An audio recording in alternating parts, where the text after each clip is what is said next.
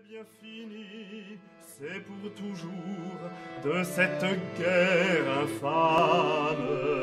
C'est à Craonne sur le plateau qu'on doit laisser sa peau. Car nous sommes tous condamnés. Alors là, nous sommes dans l'ancien cimetière du village de Craonne, le village détruit, le vieux Craonne, à l'extrémité donc est du chemin des Dames, ce qu'on appelle le plateau de Craonne. Depuis plusieurs jours, il y a à peu près 1 million de soldats français qui se massent dans la vallée de l'Aisne face au plateau du chemin des Dames en prévision de l'attaque.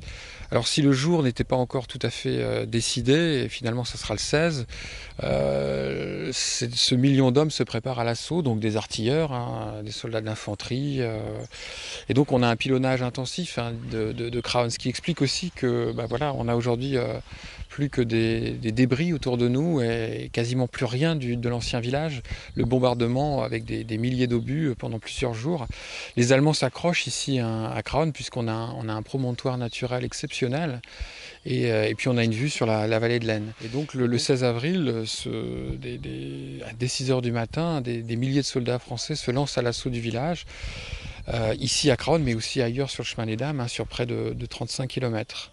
Et dès les premières heures, effectivement, c'est une hécatombe, hein, puisque bon, la géographie aujourd'hui, un simple coup d'œil sur ce qui nous entoure permet de voir que c'était quasiment imprenable. Et en plus, les Allemands avaient ici le sous-sol, avec les anciennes carrières de pierre, les tunnels qui reliaient ces carrières, les caves ici de Craonne dans lesquelles ils pouvaient s'abriter.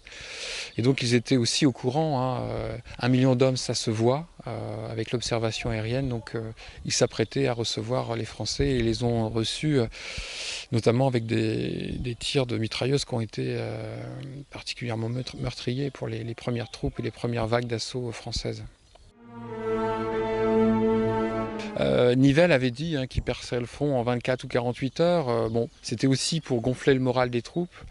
Mais il est important de comprendre l'enthousiasme, en tout cas la volonté de vaincre qui occupait les soldats français à l'assaut du 16 avril. On leur avait dit qu'effectivement cette offensive serait la dernière, qu'elle mettrait fin à la guerre et qu'ils perceraient le front ici. Donc il fallait en mettre un coup encore une fois. La déception et puis l'état des pertes, le 16 avril, a véritablement créé un sentiment de dégoût parmi les soldats français qui s'en sont sortis.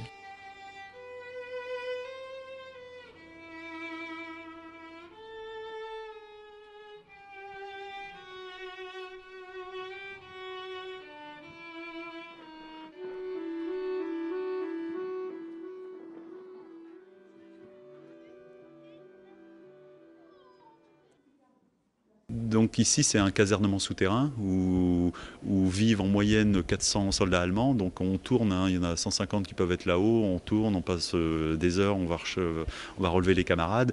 Tout est organisé pour tenir, avec poste de commandement, poste de secours, on stocke les munitions, tout est en première ligne. Et ces lieux sont connectés à d'autres lieux de manière simplement par des signaux optiques ou par la téléphonie. Donc voilà, on sait que les camarades vont venir nous aider s'il y a un problème.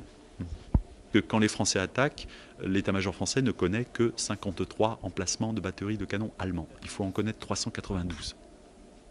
Voilà. L'état-major français se pose où sont les postes de mitrailleurs allemands. Eh ben, les mitrailleuses allemandes étaient en dessous et sortaient qu'au dernier moment. Il semblerait qu'on a pensé que les Allemands allaient laisser tomber assez facilement, et non. Vous tombez sur des gars ici, ils tiennent. Ouais. Donc au-dessus, ceux qui attaquent, c'est des tirailleurs africains. Donc dans cette zone, ils vont réussir à passer au-dessus. Aller dans la vallée au nord, à droite, là, ils vont être arrêtés par des tirs de mitrailleuses allemandes, et les Allemands qui sont là vont sortir pour les attaquer par derrière, sur les côtés par devant. Et dans la soirée du 16 avril en 17, ces tirailleurs africains, les survivants avec les soldats français, donc, combattent sous des averses de neige. Ce qu'il faut comprendre, c'est que quand on est là-haut, sur la hauteur, on est en pleine vue des hauteurs de l'Ailette, là où est l'artillerie allemande. Donc des artilleurs allemands qui sont sur les hauteurs de l'Ailette peuvent simplement vous arrêter par des tirs d'artillerie, des obus, juste au-dessus.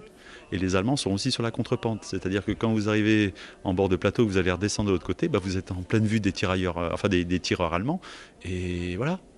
Et en dessous, vous avez des soldats allemands. Et les Allemands connaissent la zone depuis 30 mois, ils sont là depuis 30 mois. Donc même s'il y a du brouillard, ils savent où vont passer les Français. Je le dis bien aux nos visiteurs ici, dans ces combats, que vous soyez blanc, noir ou autre, pour s'en sortir, il faut agir comme un animal. Sinon, vous ne rentrez pas chez vous. C'est la guerre, hein. C'est tout, il n'y a pas de... Voilà.